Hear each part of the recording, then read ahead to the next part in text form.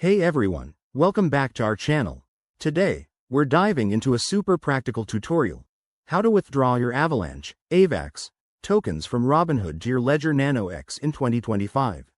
If you're into crypto, you know how important it is to move your assets to a secure hardware wallet like the Ledger Nano X for better protection against hacks.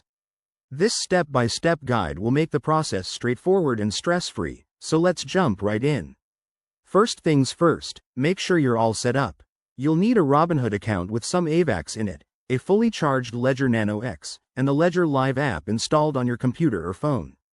Double-check that the Avalanche app is added to your Ledger device. It's essential for handling AVAX transactions securely. Step 1. Open the Ledger Live app and connect your Ledger Nano X using the USB cable. Once connected, unlock your device with your PIN and open the Avalanche app on it. This will generate your AVAX wallet address. Go ahead and copy that address to a safe place, like a notepad, but never share it publicly. Step 2. Log in to your Robinhood app or website. Navigate to your portfolio, find your AVAX holdings, and select the option to withdraw or transfer out.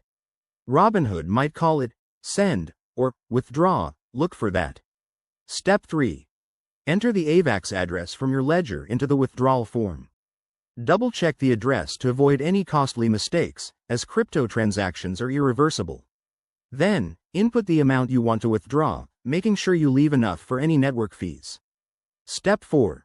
Review the details carefully. Robinhood will show you a summary of the transaction, including fees and the destination address. If everything looks good, confirm the withdrawal. You'll get a confirmation on Robinhood, and your ledger might prompt you to approve the incoming transaction. Always verify on your device. Once the transaction is confirmed on the blockchain, which could take a few minutes to an hour depending on network congestion, your AVAX will be safely in your Ledger Nano X. Remember, always prioritize security. Use a strong PIN, enable two-factor authentication, and never rush through these steps. That's it for this guide. By following these steps, you're taking control of your crypto and enhancing your digital security.